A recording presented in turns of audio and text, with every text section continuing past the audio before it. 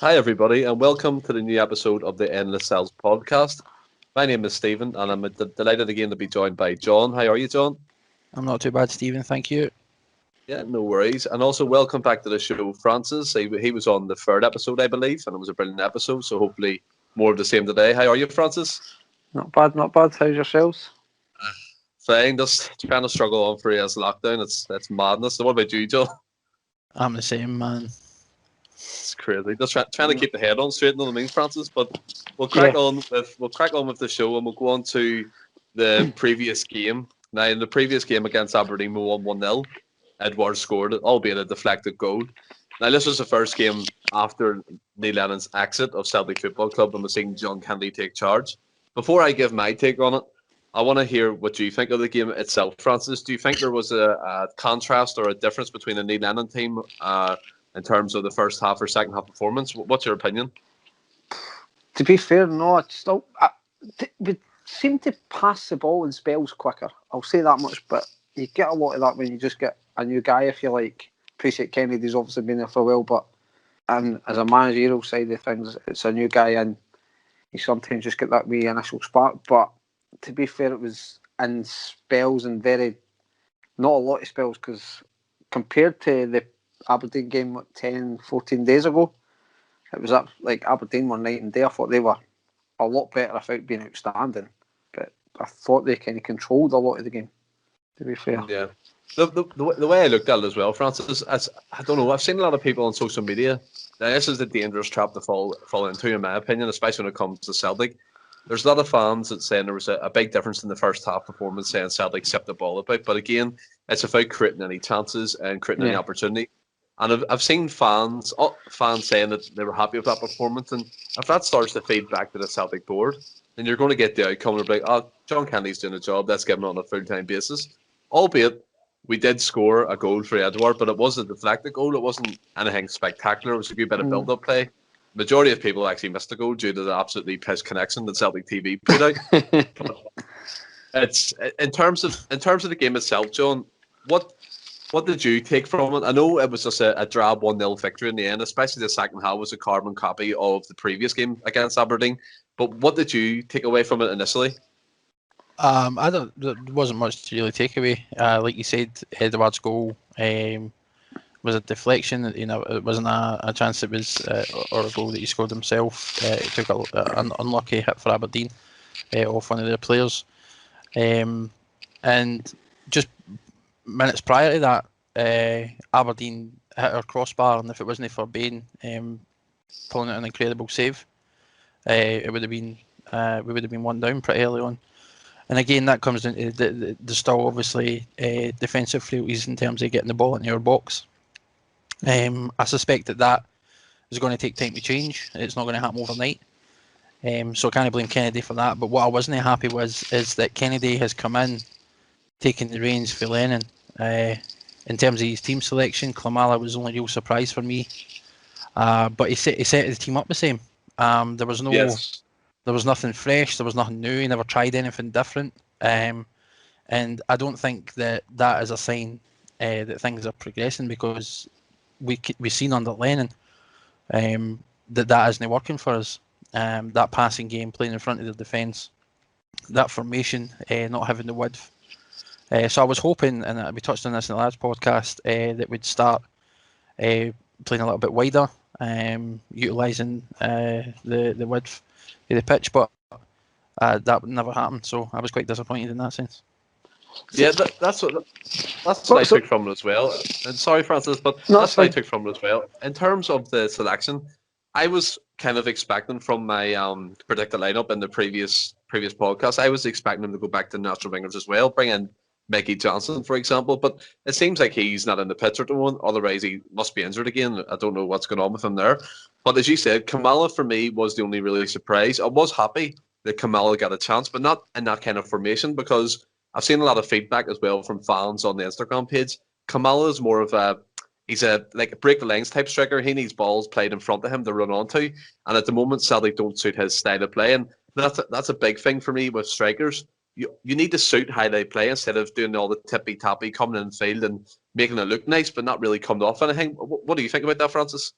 I totally agree, because, and to sort of go back on John Kennedy, not to try and defend him, because like you used to, I don't want him to take over, but to expect massive changes after one game, I think is maybe a bit too much. I didn't expect really anything different from the Aberdeen game. But yeah, going on to strikers, I think like Klimala, I don't rate the boy, but it doesn't help if you're going to play that style. And I think he prefers it on the shoulder, just get the ball line quick, down the channels quick, and I think that would really suit his game.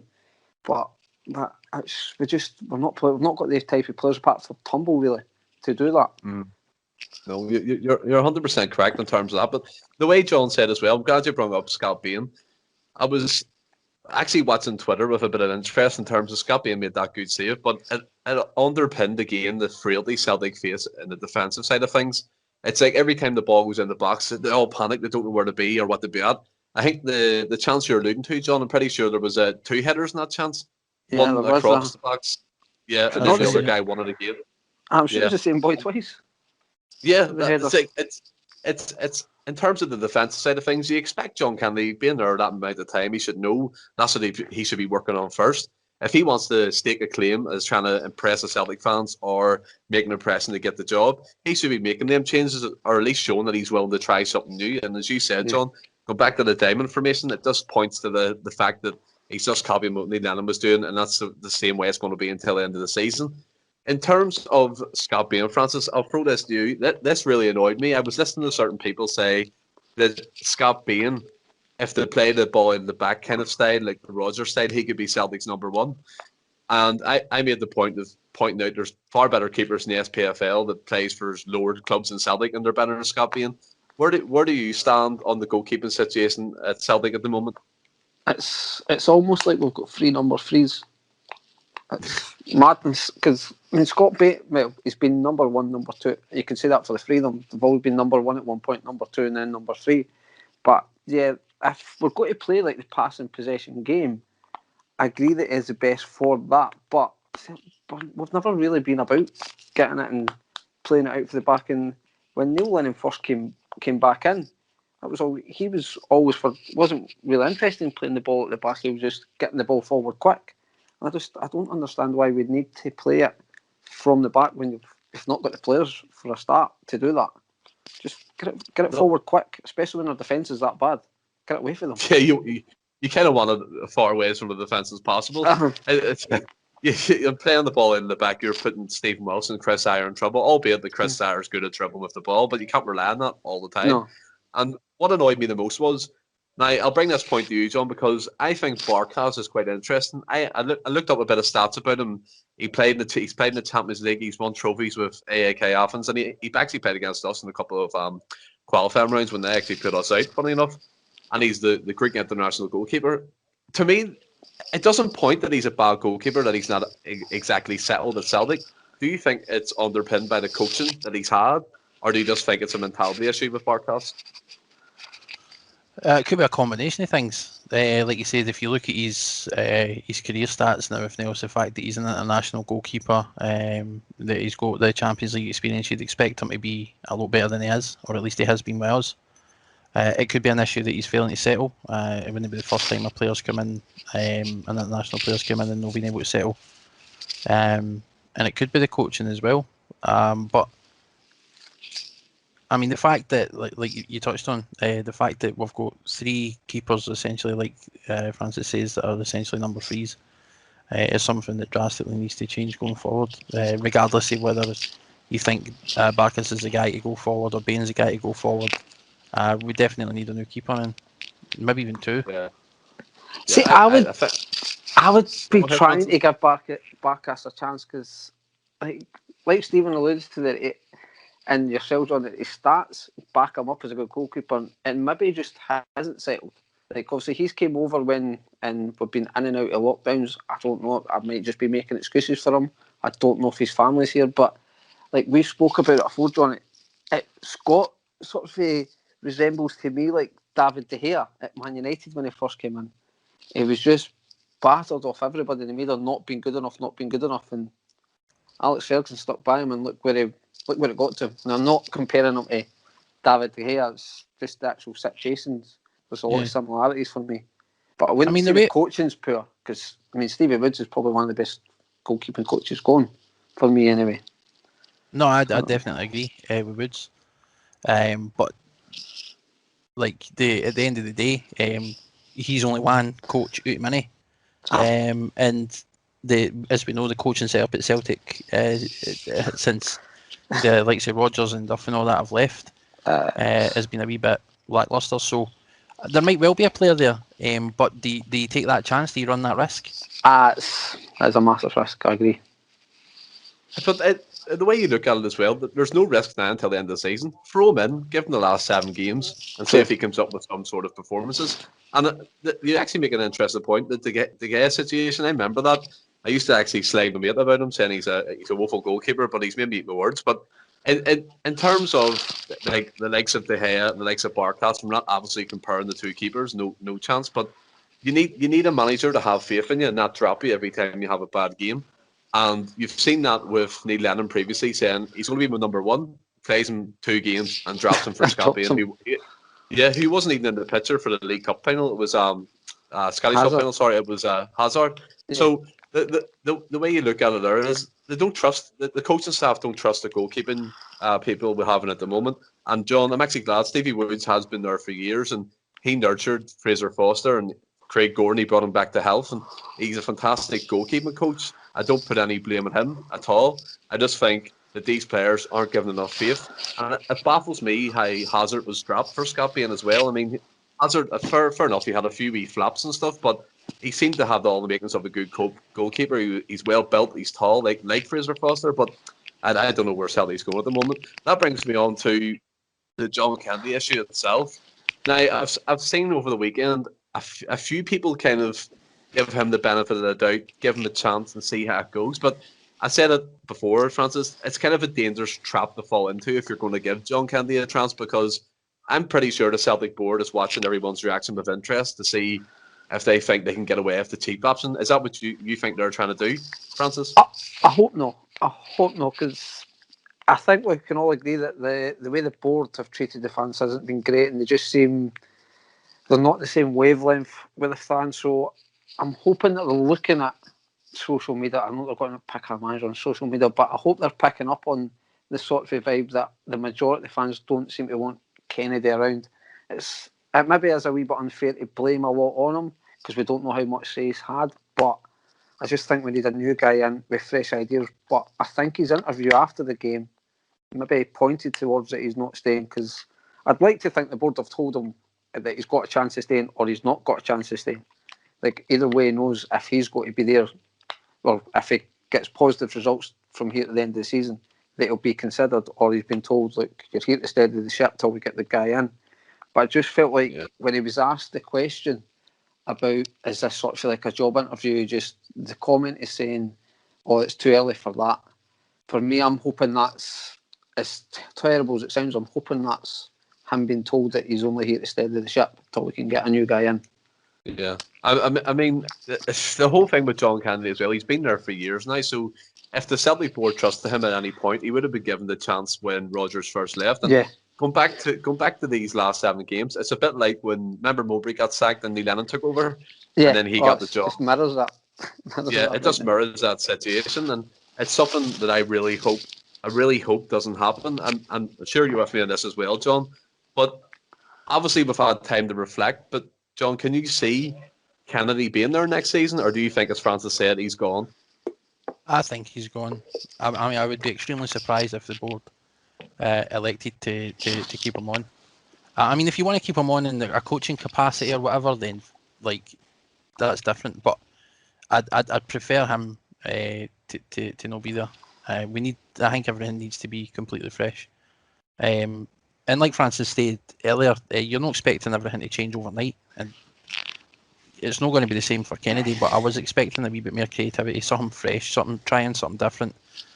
But again, I believe, and I said this before as well, I believe that Kennedy, along with Lennon and Strachan and everybody else, was part of the problem. So I don't think he's definitely not the answer. There'll be a considerable backlash of the majority, if not all, of the Celtic fans if he's announced, because we need significant changes throughout the club, top to bottom. Bring back Damien I mean, Duff.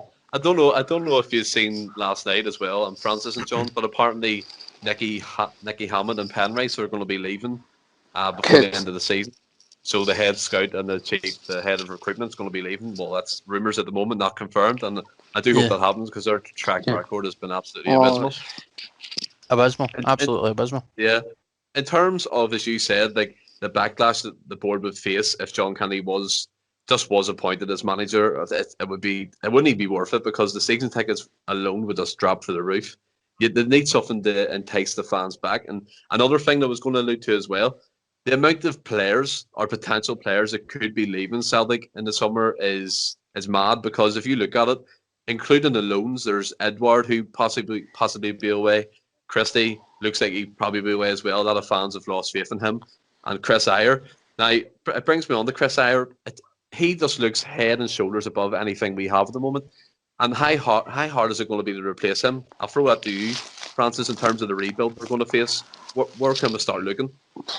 I honestly don't know because I think these last sort of a few weeks we've just realised how, I'm not saying just realised how good a player, but he has, like you say, just looks head and shoulders like he's trying to take responsibility for everything and maybe give the players around him maybe a kick up the arse. But it's just I don't know how you would replace that level of player. I really don't. You're not going to do it for a couple million anyway. That's the thing that I'm worried about. Is Celtic going to go down the road of sacrificing a couple of seasons worth of silverware just to build the team again? Would that be something that would sit well with you, Francis, or would you expect them to be going straight back in there competing for silverware? What way would you take that? It's a hard one. I want to go back to winning straight away. I want to win next year. You just don't want Rangers winning anything. It doesn't matter. Like if you told me, for 2-3 seasons we'll not really win anything, but in 2-3 years we'll have what a great team, or offer me just start winning like one or two, like the league, maybe a League Cup every other season. I give me that. Give me winning the league constantly. Would you be on the same boat, John? Yeah, I definitely think we need to get back to winning straight away. We can't afford to let Rangers get a foothold in the league again. You've got the Champions League money as well, so exactly can't risk that. And the other thing is again, I mean, fair play, right? We've said this before as well. Rangers they've not lost a league game yet, right? Mm-hmm. So on paper, it looks like they're having a fantastic season. But we need to remember that they've scraped an awful lot of results, right? They've had a lot of decisions. I mean, it's not really a conspiracy. You could argue this anyway, and I'm sure people would. But they've had a lot of decisions go their way. Players that haven't been sent off when they should have been. Retrospective action being taken after the fact, and this season we've made them look far better than they are. I mean, and you look at how terrible we are, right? That even that second Old Firm game that we played. It was a better team for 60 minutes. For the entire game, right? They never registered a shot on target, much like we did in their first game, but that's neither here nor there. Mm-hmm. But to still lose when you completely played them off the park, it showed that they aren't the team that they think they are. And I think they're extremely lucky that we have had the disastrous season that we have. So no, I definitely don't want them because I mean they're obviously going to be in a high after this season. They're getting they're doing fairly well in the Europa League. They're getting a fair chunk of money coming through. They'll probably try and strengthen. So we need to make sure that we're not letting them get ahead of us. And I know it's going to be a bit of a rebuild for us, like you says, losing the likes of Edward, potentially Ayer as well, which I definitely hope doesn't happen because, like you says, it's going to be hard to replace him. And he showed time and time again, like you said, he's head and shoulders above everybody else in that the team at the minute, and he's got all the makings of a captain. He's been phenomenal. Totally agree with that.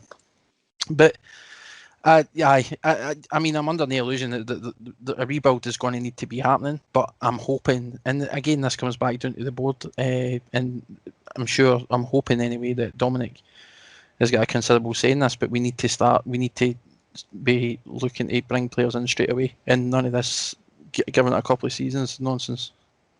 But that's the worrying part for me, because if you think now the recruitment side of things has to be key, and still there's no confirmation about any shortlist drawn up of a manager or any interviews taking place, and you're almost looking at it being like, what can we expect? And the rebuild, I know people are fed up hearing it, and trust me, I've been there myself, but it's very, very true. We're going to be facing one of these summers where it's like the recruitment is critical, because if you're going to lose the level of player of Ayer, Christie, Edward, plus all them loan days, even though a few of them have been absolutely, yes, that's the shambles, but we won't go into that.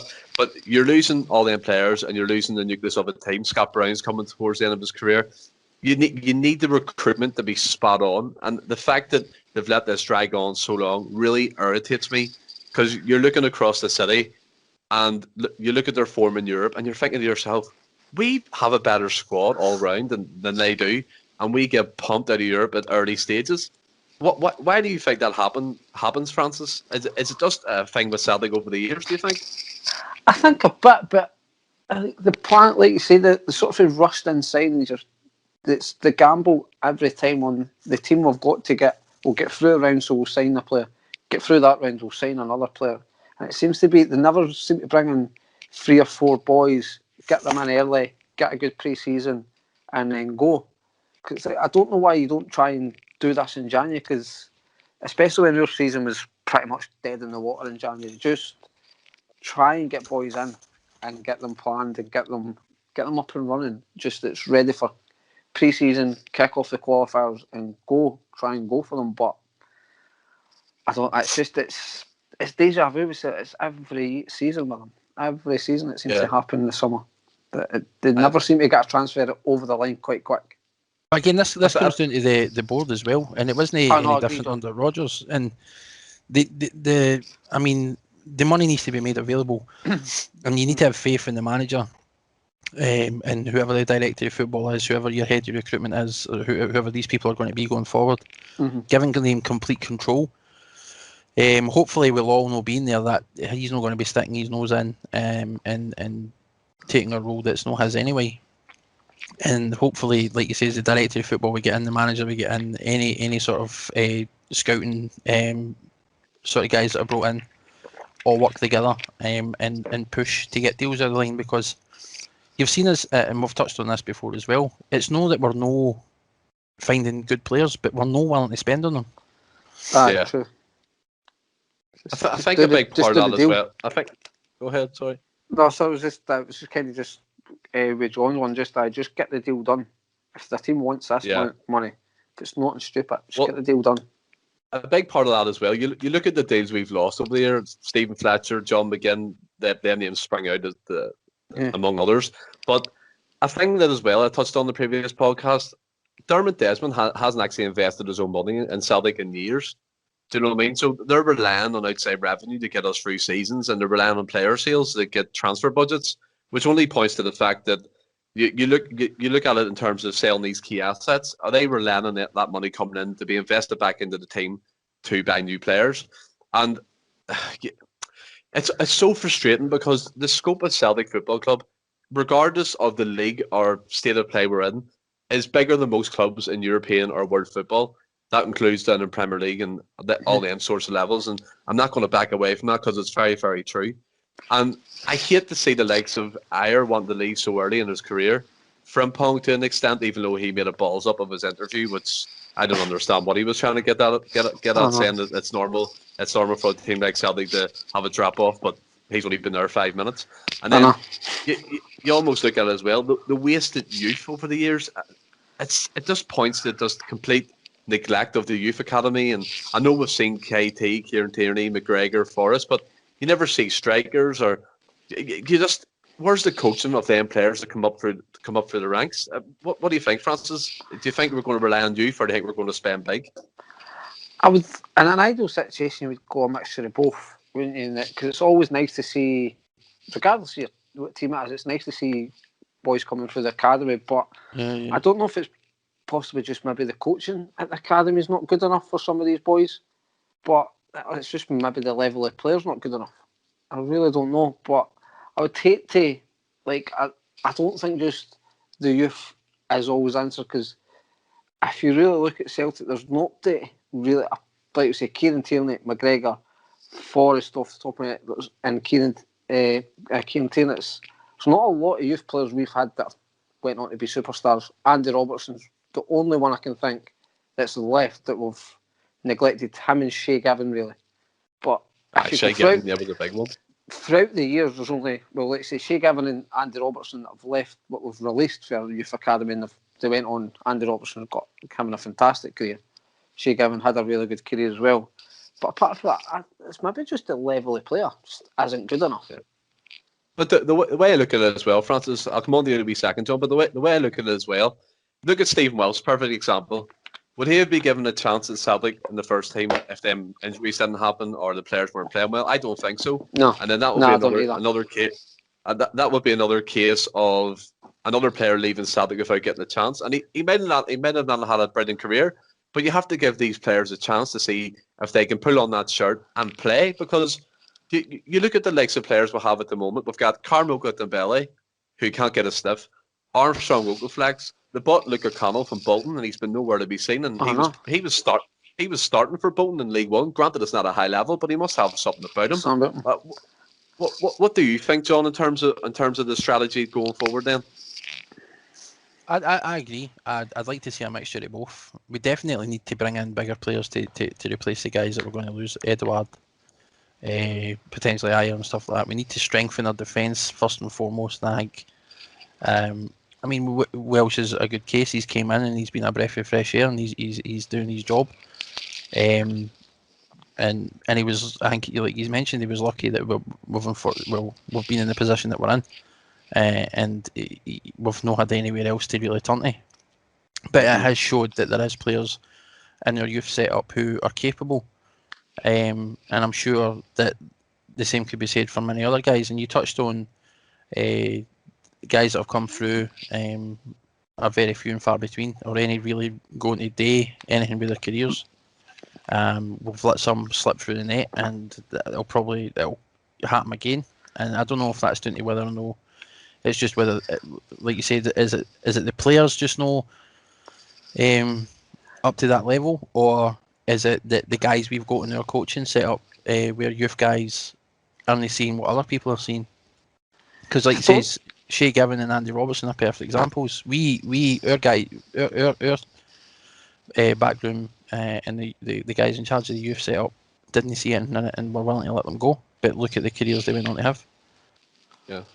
So I don't know if a problem that I could be wrong, but is there a reserve league now? I don't think there's a reserve. There isn't, no. So some of these guys might be looking at that, going, well, it also goes back to the bit, getting a sniff in the first team, but they're just not getting football full stop. So, like, well, I need to go somewhere to try and get a career in the game.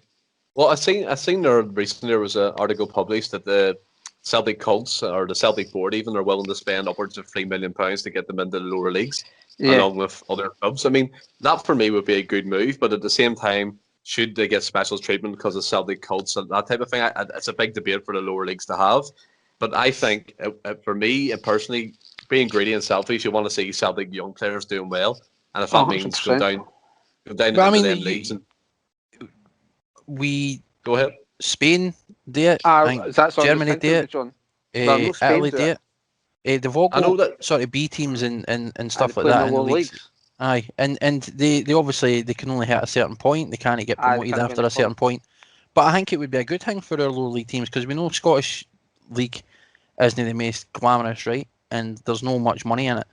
But the like, say, a Celtic Colt team in the lower leagues can help, because you're going to have a fan base there as well. Exactly, and they're bringing in money to these other clubs. So I can't see why they wouldn't like it. If you're being realistic, like you just said there, Franny, it's money, and you've got Celtic fan base would go and watch local lower league games if the Colts were playing. I know I would. I definitely would. I definitely would.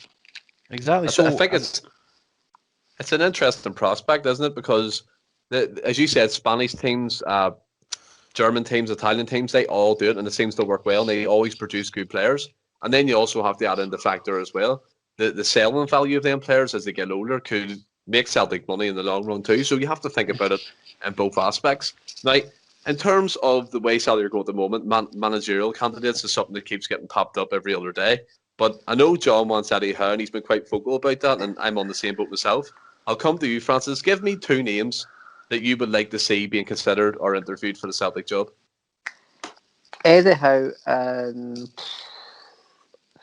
I mean, I've got to say Martinez. I don't think it would happen, but I'll say Martinez. I'm simply not saying Benitez because I just don't think it will ever happen. No, I don't think that would happen. It's in terms of Eddie Howe. Then is that your first choice, Francis? Yeah, because I think we've really got to be realistic where we're at, and I just like Ross touched on the Rodgers one. Rodgers needed us. We needed somebody big, and it was almost written in the stars. It was there. He needed a way back in, but I think we really need to think at a level. I wouldn't be surprised if you end up with a Frank Lampard, because the board might look at what happened at Rangers with Steven Gerrard and go, well, we'll try it with Lampard. I hope not. But I hope they go in Eddie Howe. That's the thing, Francis. If you're led to believe by ex-players who played under Gerrard at Rangers, it's not even him that's a mastermind. It's his assistant manager, Michael Beale. He's the one that pulls the strings, and he's just the figurehead, the puppet, so to speak. Yeah. In terms of the Roberto Martinez situation, that's been seen to gather in pace ever since Sean Maloney appeared on Celtic TV. And apparently he's only being paid €1.2 million in the Belgium setup. I don't think that would be out of our possibility to sign. And not if you look at what they paid. What was it? Rodgers was on just shy of free, was he not? A season, I think. Yeah, he was, yeah. See, I think Martinez is obviously a big name, and he's been linked with us before he even got the Belgium job. He's been linked with us for years. But where he is at the minute, and the team he's in charge of, I can't see it happening. But then, how many more chances has Belgium got? This team's getting older now. So a few goes at major championships. I don't know, but I just wonder if it has a successful major championships. Will other teams maybe in Italy and Germany, not saying you're massive clubs, but some other teams might have a wee look at them.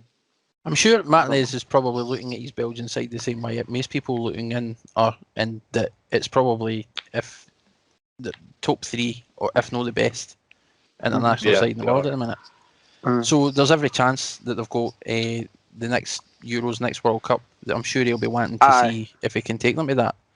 So try to pry him away for that when this is the best chance Belgium have had in their life, and it might be the last.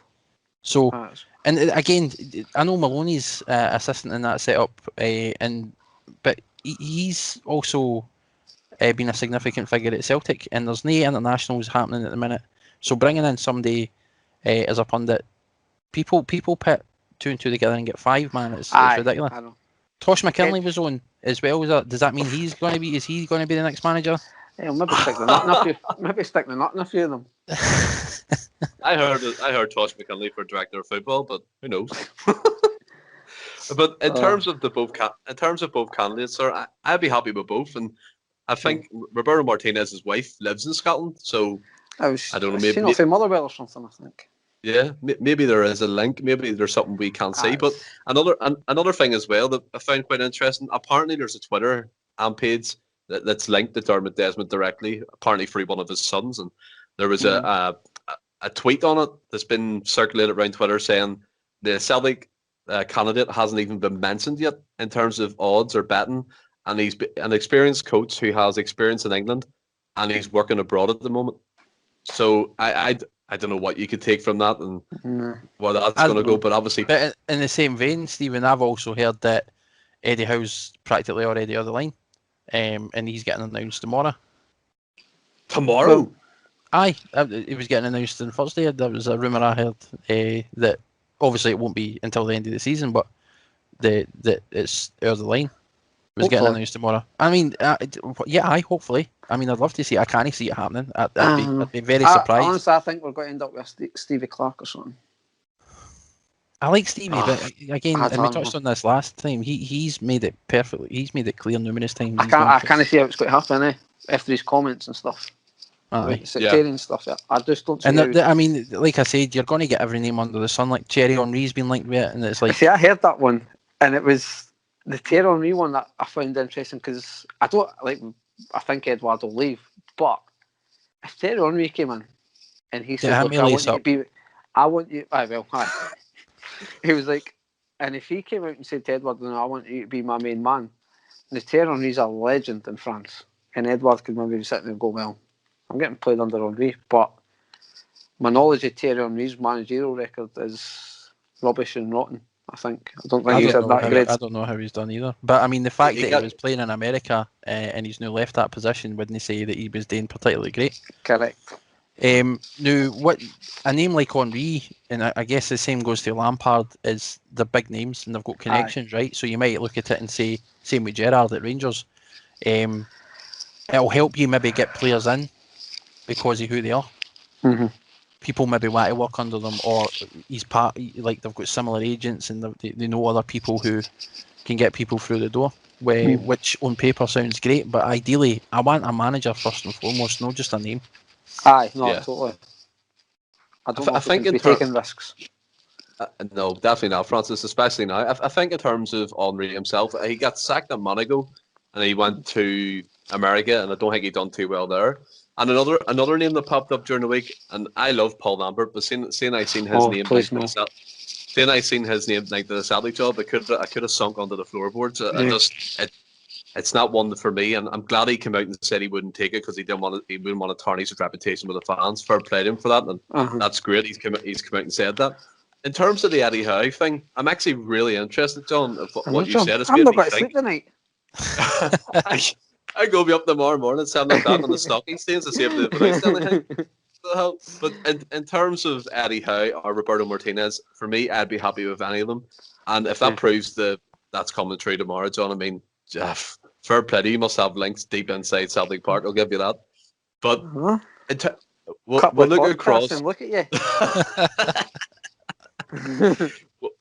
We'll look ahead to the next game against Dundee United at Tannadice. I'll go to you, Francis, first. Obviously, at the moment, we kind of know what they expect, but can you see any changes coming in, even to the lineup? Are you expecting anything like experimental in terms of that? I think he might just stick with the same team. Like just the exact same team as on Saturday there. I wouldn't mind him trying to maybe go wide and maybe bring in a Mikey Johnson. Like we say, we don't know if he's fit or not. Like play him on the right and El Yunusu on the left. Or even just bringing Dembele and put him out on the right and put El Yunusu on the left to try and just go back to that 4-2-3-1. But I just think it will be the diamond with the two up top again. I just think it really neutralises all the threats that we have, because I think Turnbull could thrive so much in a wide formation. The passes he could pick out would be unbelievable, especially players on the wing. And another thing of one of my bugbears, sorry fellas, but another one of my bugbears is, see when Celtic do play wingers, they never stay out and make the pitch wide. They're coming in and narrowing up the pitch. And it's like the right and left back get forward as well. Yeah, it's almost like they forget how to play wide, or the basics of crossing the ball or trying to whip a ball in seem to be beyond thing for Celtic players at some points. In terms of the game, John, yourself, what are you expecting from the game against Dundee United? I think I agree with Fran. I mean, I can't see much changing. I was a bit optimistic, I guess, saying there was got to go 4-4-2 or just try something different, maybe even 4-2-3-1, like he says.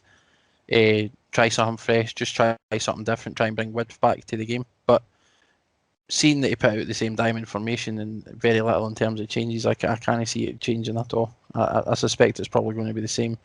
Maybe he'll change the starting strikers again. Maybe it'll be Ajeti instead of Klimala, or maybe hopefully, fingers crossed, if he's going to stick with that, Griffiths.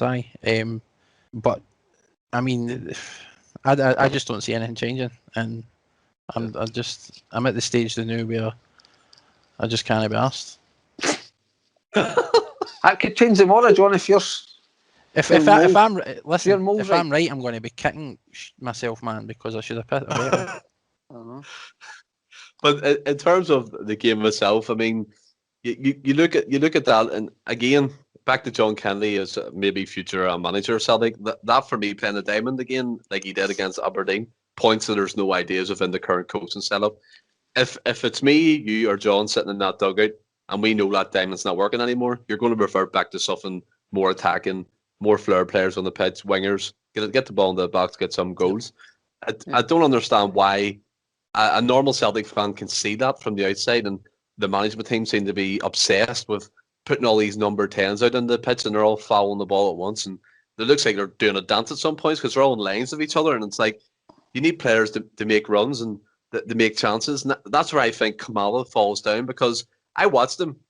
I was actually watching him with interest against Aberdeen, and he did make some runs from out the in, and he was trying to get in between the centre halves, but there was just no one laying the balls through because everyone was going side to side.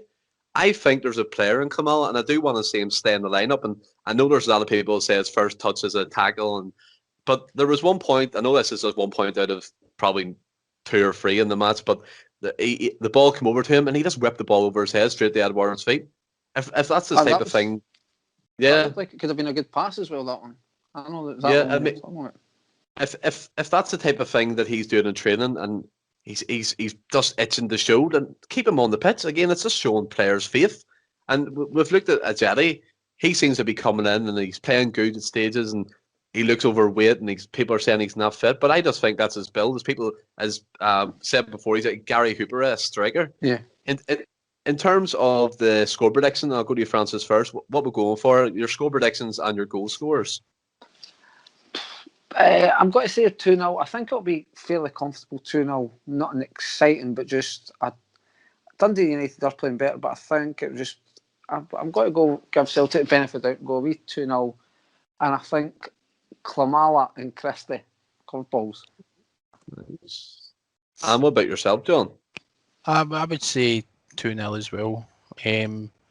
Again, it depends entirely on what he's going to do with the lineup going forward, like who's going to start. I think I would say Eddie and Klamala if we go by the same team. Eddie, come on, no problem. And my predictions have been quite just safe at the moment. I'm going to go for a 2-1 to Celtic. I just think there's a goal to be conceded again, and I know we've kept clean sheets, but Aberdeen haven't scored. Well, they scored 1 goal in about 6 or 7 games, and they're not too exciting at the moment. My goal scorers for me would be Turnbull and Kamala. I think I'm just going to go outside the box in that one because there's nothing really exciting at the moment to excite Celtic fans.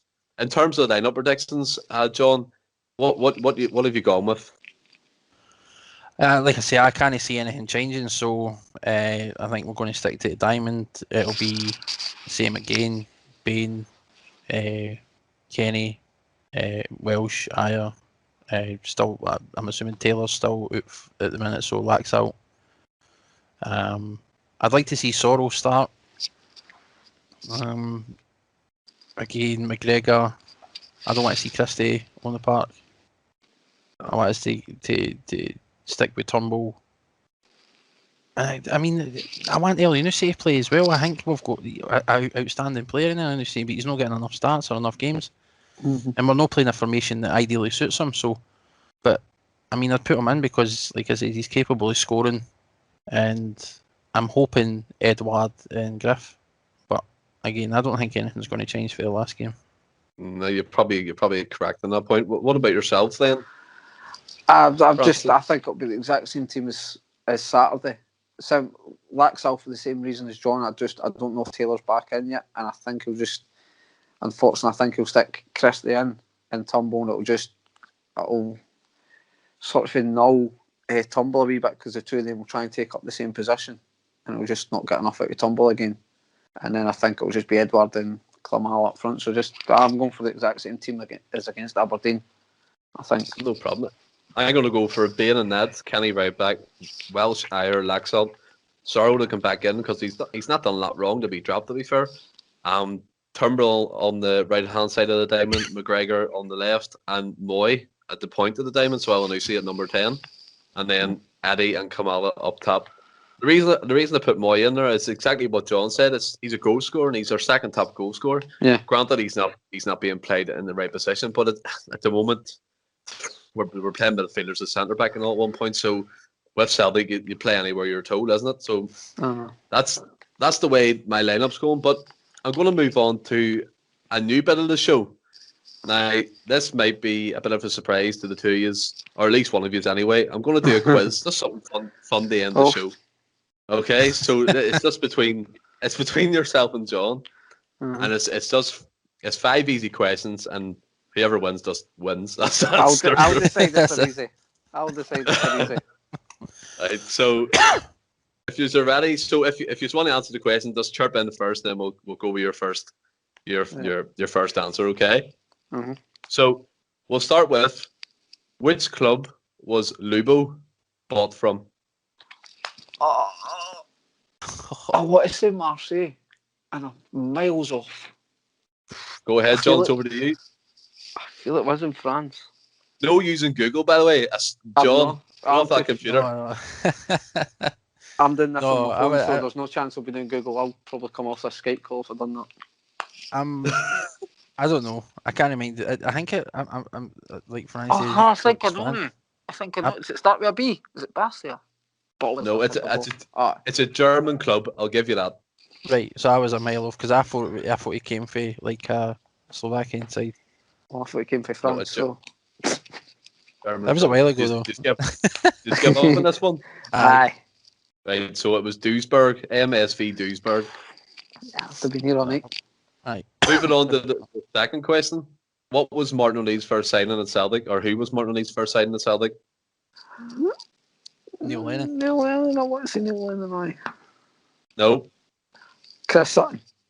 Yes, Chris Sutton. So that's Francis one then. Yeah. I was going to say it. You beat me. It was a toss up between the two of them, and I had a feeling it was Neil Lennon. We'll move on to the 01-02 season now, and at the moment Francis is 1-0 up. So, which Celtic player scored 2 goals at Ibrox in the 01-02 season? Just undecided. I know. Go for it. Larson. Nope. He's a midfielder. Thompson. No. one more guess. I'm just throwing out names. The People are Nakamura. going to be wondering, is this actually a Celtic podcast? I know. No, not Nakamura. How could it be I Nakamura? know he only scored I'm one. just- It was I'm glad I against. just I thrown was out at that names. game. You used to get this easy then. Oh no, He was played it for that game? Aston Was that the Villa. one? Well, he went to leave Celtic for Aston Villa. I'll give you that. Petrov. Yes. Was that you, John? So that's That was John. Aye. John one. Right. When was Celtic Football Club founded? 1888. 1888. Frag got there first. That was the easiest question ever. That was the easy. This was easy.